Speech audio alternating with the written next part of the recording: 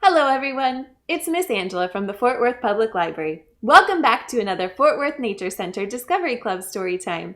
Today we are talking about pelicans. Have you seen a pelican? Pelicans are actually my favorite bird. I think they are so cool. One time I was on a fishing pier and there was a fisherman with a bucket full of fish, and the pelican just waddled right up to the bucket and started eating fish. And the fisherman didn't even notice. They're very saucy birds. Our song today is loosely based on a poem by Dixon Lanier Merritt that was written in 1910, and it's to the tune of Twinkle, Twinkle, Little Star. So I'm going to sing it one time through, and then I'll have you join me the second time. You're a wondrous bird, pelican, your bill holds more than your belly can. You scoop up lots and lots of fish, for you they are the tastiest dish. You're a wondrous bird, pelican, your bill holds more than your belly can. Did you know that's actually true? A pelican's bill can hold 3 gallons of water, while its belly can hold only 1. You ready to sing it with me? Let's go. You're a wondrous bird, pelican, your bill holds more than your belly can. You scoop up lots and lots of fish, for you they are the tastiest dish. You're a wondrous bird, pelican, your bill holds more than your belly can. Great job, everyone. Now, our story for today is actually a true story that happened more than 60 years ago. It's called The Mascot of Mykonos. Once upon a time, off the coast of the Greek island of Mykonos, there was a big storm. There was thunder, boom, and lightning, and wind, and rain.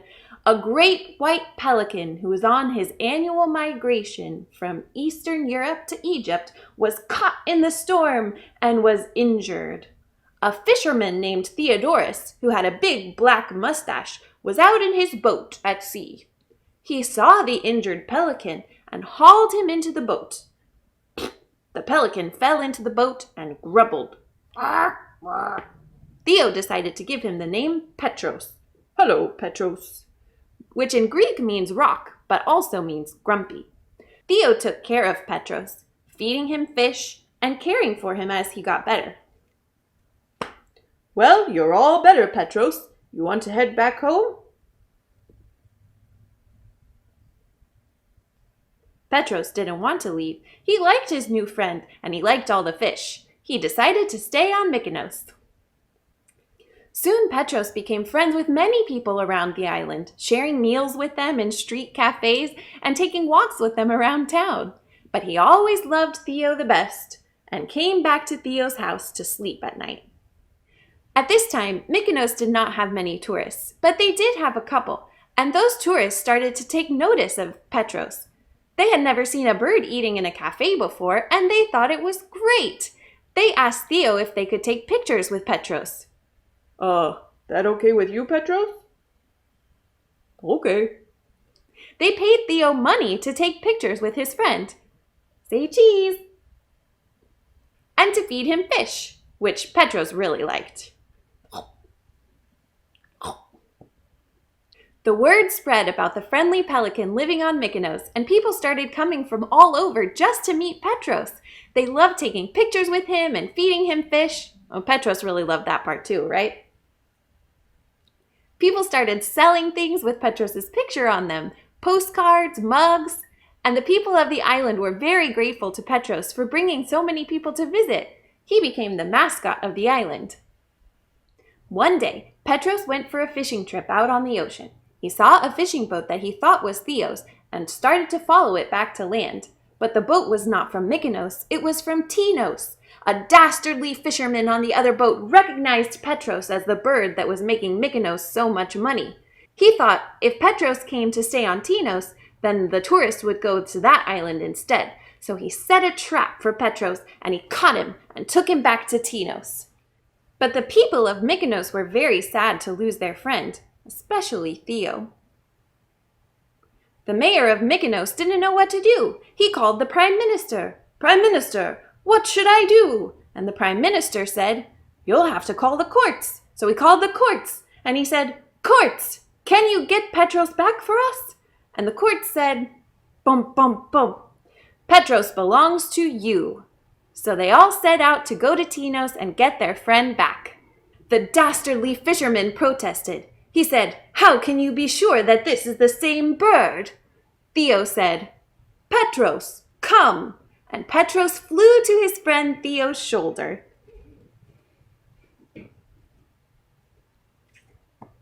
Welcome back. Petros lived a very long and happy life on Mykonos, and he remains the symbol of the island to this day. The end. Thanks for joining us, everyone. It's time to pass it over to Mr. Michael at the Nature Center to tell you more about pelicans. See you next time. Hey everyone, welcome back to Discovery Club. Now last week I wasn't here to share a lesson with you, and it's good to be back. I missed you guys.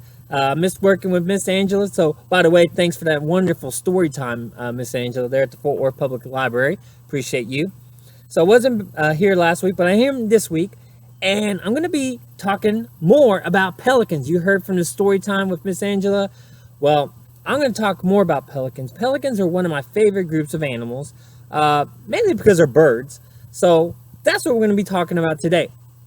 As I said, pelicans are birds. Now, when you think about birds, we'll talk a little bit about what makes a bird in a second, but a pelican, you may never heard what a pelican is, or maybe there's someone out there, a young Audubon out there, a little bird watcher out there who may know exactly what a pelican is.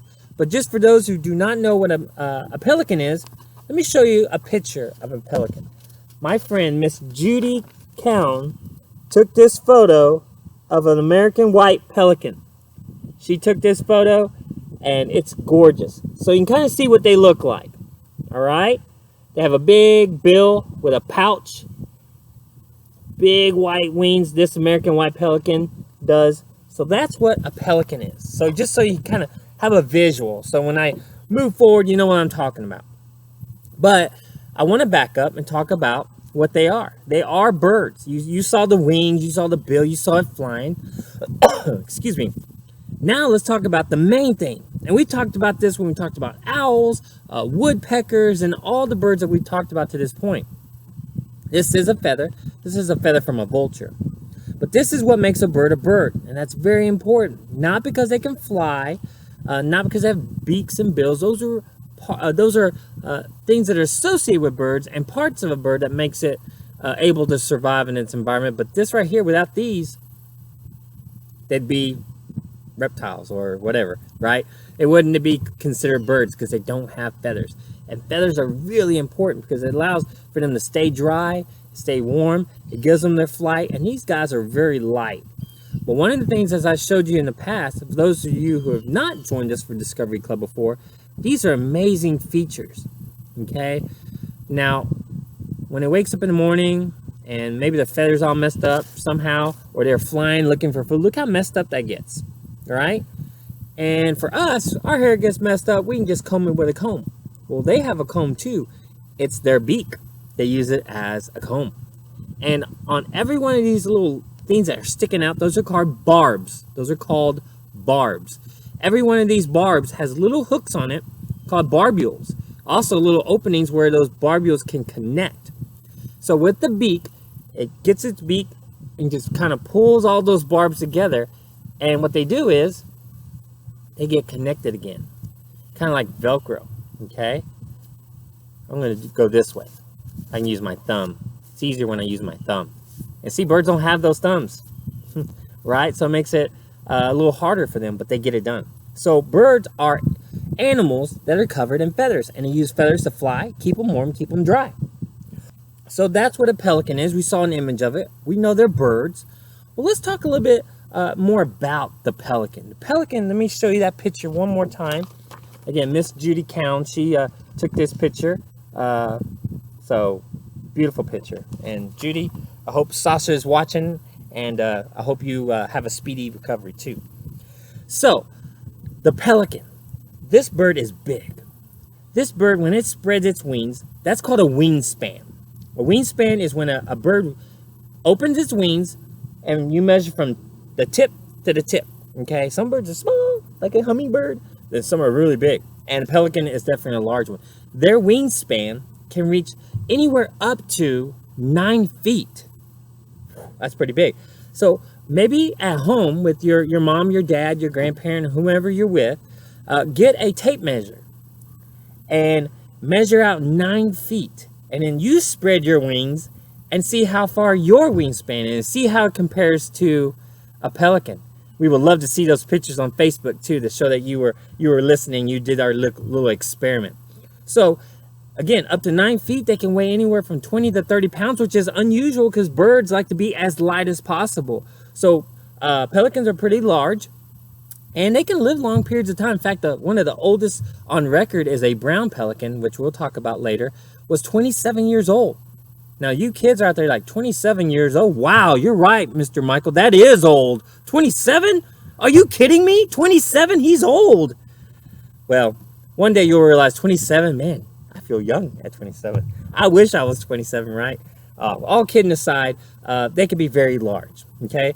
Now, they live in a couple different habitats, okay? Behind me, you can see some fresh water. It's a Greer Island. So we have fresh water, which means there's no salt in it. And then there's also salt water, exactly right. So we have fresh water and we have salt water. And the two main pelicans, or species of pelicans we have in our area, in the state of Texas, if you will, are American white pelicans and brown pelicans. American white pelicans like to live more inland. They're more associated with the fresh water. They like to eat fish in the fresh water. And brown pelicans are more coastal along the coast. And they like to eat fish as well, but the fish like to be in the salt water. So those are the two types we have. The picture I showed you was an American white pelican. And later in the slideshow, I'll show you what a brown pelican looks like. But pelicans are known to be very large, live in the ocean, or near the coast. I'm sorry, not in the ocean, but along the coast and in fresh water like behind me. And they're associated mainly with that pouch, okay? So here I'm showing you American white pelican with that big pouch. Look how big it is. That pouch is mainly designed for fish and capturing fish. Now we think about birds and adaptations, things that help them, body parts that help them survive. Well, that's a main adaptation for, I'm going to cover my face here, for pelicans, that big pouch. It's also called a gular sac or gular pouch, whatever you want to call it. And that's a really important thing because that's where it catches food. Now, how does it catch food? I mean, yeah, that's big, okay. But when it's capturing food, American white pelicans like to hang out in big groups. And what they do is they gather and they push fish to one side. And then they put their mouths into the water and grab the fish. In fact, sometimes they'll chase the fish into narrow places so that the fish don't have anywhere to go but in the mouth of yours truly, the American white pelican or brown pelican if you live on the coast, okay? So let's talk about that pouch. That pouch is so big. And what happens is whenever it goes into the water, it can expand. And a good example of that is a balloon. Even got you an orange balloon. Look at that.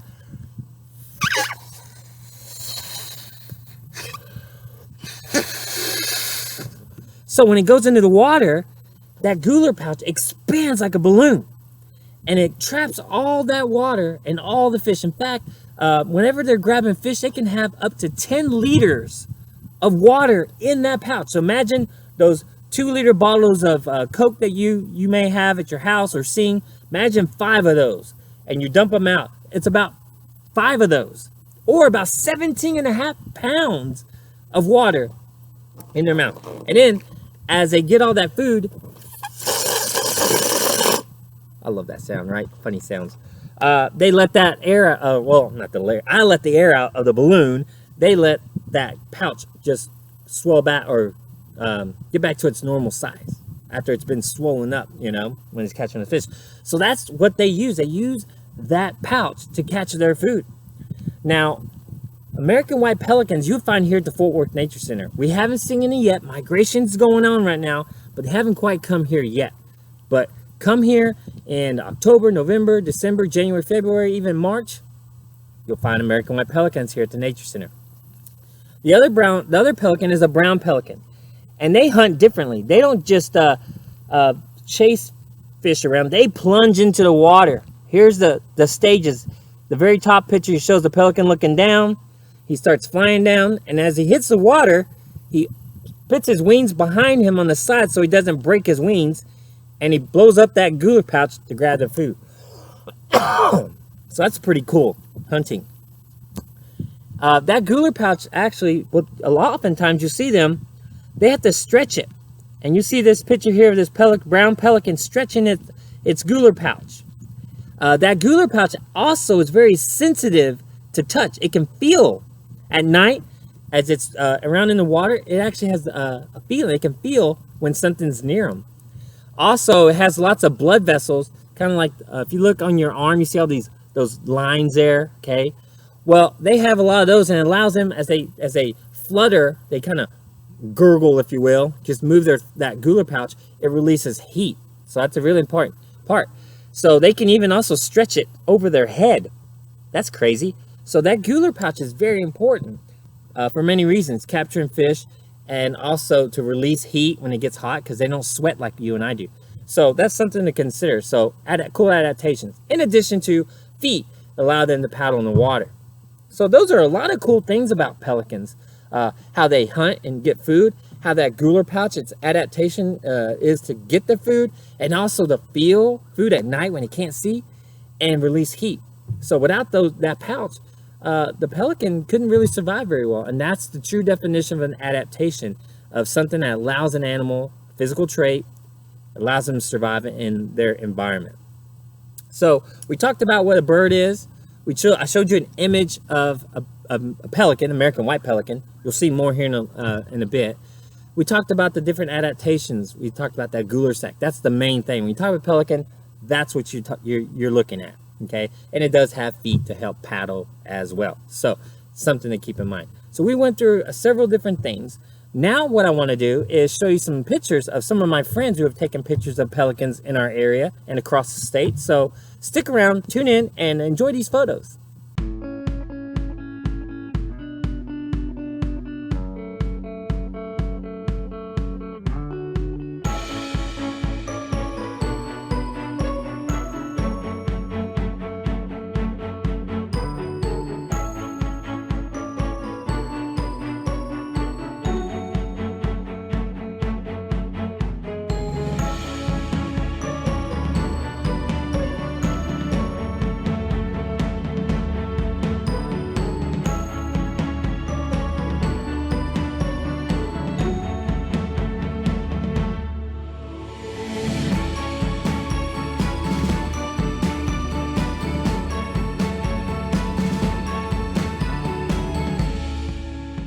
Were those photos great or what? I tell you what, my friends take really great photos, and they're so gracious to share those with us and also share them with y'all. So hope you enjoyed those photos. Now we're going to end our Discovery Club this weekend, and once again, it's so great to be back to meet with y'all and share a little bit about something that I'm very interested in, birds and also pelicans specifically. So we learned about what a pelican is, what it looks like. We learned about how it's a bird because it's covered in feathers. We talked about some cool adaptations like the webbed feet to help them to paddle in the water, but more importantly, that gular pouch. Okay, that is a really cool tool for that bird to catch your fish, also to release heat when it gets hot, and the ability to do it at night when it can feel in the water. Such a cool bird, such a cool bird. I invite you to come out to the Nature Center and next month or so, and come out to Greer Island. Go along the river, boardwalk, and you're going to see the American white pelican because they're ready to come. They come here in the wintertime. They're ready for you. They're waiting for you. Well, they will be waiting for you, right? They're not here yet, but they will be waiting for you to come out and visit them. So tell your parents, come out and visit us and search for the American white pelican. So thank you very much. Until next week, y'all have a great week and discover nature on your own in your backyard and a park nearby. Bye-bye, guys.